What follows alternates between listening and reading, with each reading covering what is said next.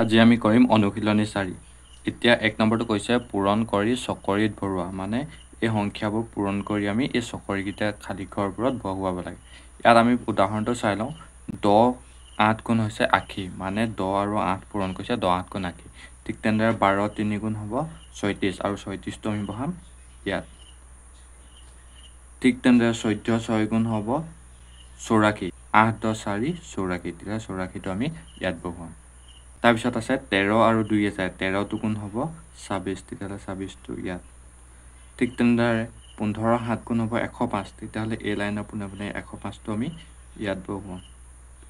ঠিক তেনেদৰে 16 4 গুণ হ'ব 64, তেতিয়াহ'লে 6 10 4 64 ইয়াত বহুৱাম। তাৰপিছত আছে 17 আৰু 5, 17 5 গুণ হ'ব 85, তেতিয়াহ'লে 8 10 5 85 ইয়াত বহিব। এতিয়া ইয়াত আছে 11, ইয়াত আছে 9, 11 9 গুণ হ'ব 99, 99টো আমি ইয়াত বহুৱাম। এইটোৱে হৈছে ইয়াৰ উত্তৰৰ চকৰিটো। 2 নম্বৰটো কৈছে যে বাছি লোৱা আৰু পূৰণ কৰি লিখা। তলৰ বাওঁফালৰ বেলেগ বেলেগ আকাৰৰ লগত মিলাই সোঁফালৰ আকাৰৰ মাজত থকা সংখ্যাবোৰ বাছি উলিয়াই পূৰণফল লিখা। এতিয়া ক প্ৰশ্নটোত এনেকুৱা ধৰণৰ দুটা আকাৰ কি হৈছে পূৰণ গৈছে। এতিয়া এনেকুৱা ধৰণৰ আকাৰ এই চিত্ৰটোত ক'ত আছে আমি বিচাৰি উলিয়াব লাগিব। এতিয়া এই ধৰণৰ আকাৰটো আছে ইয়াত আছে, আৰু এই আকাৰটোৰ ভিতৰত সোমাই আছে 8, তেতিয়াহ'লে 8টো আমি ইয়াত বহুৱাম। ঠিক তেনেদৰে এই ধৰণৰ আকাৰটো আছে ইয়াত, এই আকাৰটো মিলিছে, এতিয়া এই আকাৰটোৰ ভিতৰত আছে 5, তেতিয়াহ'লে আমি 5টো ইয়াত বহুৱাম। এতিয়া এই আকাৰৰ ভিতৰত থকা সংখ্যা দুটা আমি পূৰণ কৰিম। 8 5 গুণ হ'ব 40, 40টো আমি ইয়াত বহুৱাম। ঠিক তেনেদৰে খটোত এই আকাৰটো আছে এইটো, ঠিক তেনেদৰে এই আকাৰটোৰ ভিতৰত আছে 11, তেতিয়াহ'লে এই 11টো আমি ইয়াত বহুৱাম। ঠিক তেনেদৰে এনেকুৱা ধৰণৰ আকাৰটো আছে ইয়াত, আৰু এই আকাৰটোৰ ভিতৰত আছে 4, 4টো আমি ইয়াত বহুৱাম। তেতিয়াহ'লে 11 আৰু 4 পূৰণ কৰিম। 11 4 গুণ হ'ব 44, 44টো ইয়াত বহুৱাম। গ প্ৰশ্নটোত এনেকুৱা ধৰণৰ আকাৰটো আছে ইয়াত, যিটো এইটোৰ লগত মিলিছে, আৰু এই আকাৰটোৰ ভিতৰত আছে 10, সেইকাৰণে আমি ইয়াত পাতিম 10, আৰু ইয়াত কোনো ধৰণৰ আকাৰ দিয়া নাই, সেইকাৰণে এই সংখ্যাটো হ'ব 0। এতিয়া 10ৰ লগত 0 পূৰণ কৰিলে 10 0 গুণ হ'ব 0। এতিয়া ঘটোত এনেকুৱা ধৰণৰ আকাৰটো আছে ইয়াত, যিটো 6টো আছে, তেতিয়াহ'লে আমি ইয়াত পাতিম 6, আৰু এনেকুৱা ধৰণৰ আকাৰটো আছে যিটো 15ৰ লগত মিলিছে, ইয়াত আমি লিখিম 15। এতিয়া 6 আৰু 15 আমি পূৰণ কৰিম। 6 15 গুণ হ'ব 90, তেতিয়াহ'লে আমি ইয়াত লিখিম 90।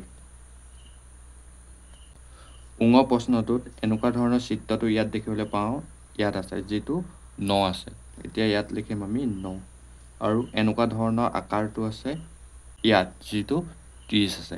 এই আকাৰটো আৰু এই আকাৰটো একে হয়, তেতিয়াহ'লে এই আকাৰটোৰ ভিতৰত 30 আছে, তেতিয়াহ'লে আমি ইয়াত পাতিম 30। এতিয়া 9 30 গুণ হ'ব 270, তেতিয়াহ'লে আমি ইয়াত পাতিম 270। ঠিক তেনেদৰে এই চিত্ৰটো আছে এইটো, আৰু ইয়াৰ ভিতৰত আছে 4টো, সেইকাৰণে আমি ইয়াত লিখিম 4, আৰু এনেকুৱা ধৰণৰ আকাৰটো আছে এই 6টো, এই আকাৰটোৰ লগত এই আকাৰটো মিলিছে, তেতিয়াহ'লে আমি ইয়াত লিখিম 6। এতিয়া 4 6 গুণ হ'ব 24, তেতিয়াহ'লে আমি ইয়াত লিখিম 24। ঠিক তেনেদৰে দ্বিতীয় ছটো এই ধৰণৰ আকাৰটো মিলিছে এই আকাৰটোৰ লগত, আৰু ইয়াত আছে 13, তেতিয়াহ'লে আমি ইয়াত লিখিম 13, আৰু এই ধৰণৰ আকাৰটো আছে ইয়াত, যিটো ইয়াৰ লগত মিলিছে, ইয়াৰ ভিতৰত আছে 7, তেতিয়াহ'লে আমি ইয়াত পাতিম 7। এতিয়া 13 7 গুণ হ'ব 91, তেতিয়াহ'লে আমি ইয়াত লিখিম 9 10 1 91, আৰু বৰ্গীয় জটোত এই ধৰণৰ চিত্ৰটো আছে যিটো 8 আছে, তেতিয়াহ'লে আমি ইয়াত লিখিম 8, আৰু এনেকুৱা ধৰণৰ আকাৰটো মিলিছে এই আকাৰটোৰ লগত, আৰু এই আকাৰটোৰ ভিতৰত আছে 9, তেতিয়াহ'লে আমি ইয়াত পাতিম 9। এতিয়া 8 আৰু 9 পূৰণ কৰিম, 8 9 গুণ হ'ব 72, তেতিয়াহ'লে 7 2 72 হ'ব। 3 নম্বৰ কটো কৈছে তালিকাত থকা সংখ্যাবোৰক যি সংখ্যাৰ হৰণ কৰিবলৈ দিয়া হৈছে সেইমতে কৰি ফলবোৰ লিখা। তেতিয়াহ'লে এই সংখ্যাটো কিহেৰে হৰণ কৰিছে? 5ৰে হৰণ কৰিছে। ইয়াত সংখ্যাটো কি দিয়া আছে? 10 দিয়া আছে, তেতিয়াহ'লে এই 10টোক আমি এই 5ৰে হৰণ কৰিব লাগিব। 5ৰে যদি 10ক হৰণ কৰোঁ তেতিয়া যাব দুবাৰ, তেতিয়াহ'লে সেই ফলটো 2 ওলালে, তেতিয়াহ'লে 2টো লিখিম আমি ইয়াত। ঠিক তেনেদৰে এই 5টোৱে 45ক হৰণ কৰিম, 5ৰে 45ক যাব 9 বাৰ, তেতিয়াহ'লে এই 9টো আমি এই ফলৰ পোনে পোনে লিখিম ইয়াত 9। ঠিক তেনেদৰে 30ক এই 5টোৱে বাৰ যাব 6 বাৰ, তেতিয়াহ'লে আমি ইয়াত লিখিম 6।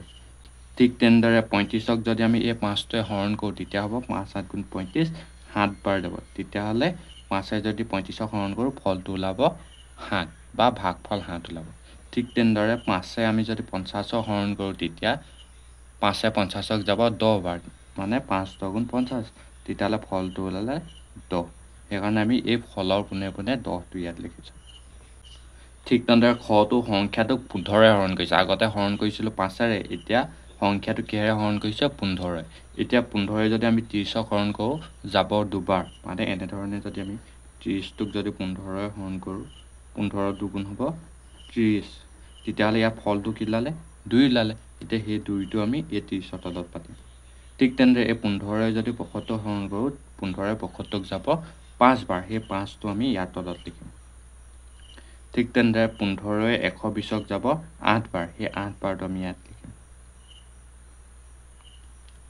ঠিক একেদৰে 15ৰে যদি 135ক হৰণ কৰোঁ তেতিয়া যাব 9 বাৰ তেতিয়াহ'লে 9টো আমি ইয়াত লিখিম এতিয়া 15ৰে 225ক হৰণ কৰিলে যাব 15 বাৰ তেতিয়াহ'লে আমি ইয়াত লিখিম 15টো 225ৰ তলত কাৰণ 15 15 গুণ হ'ব 225 এইটোৱে হ'ল ইয়াৰ উত্তৰ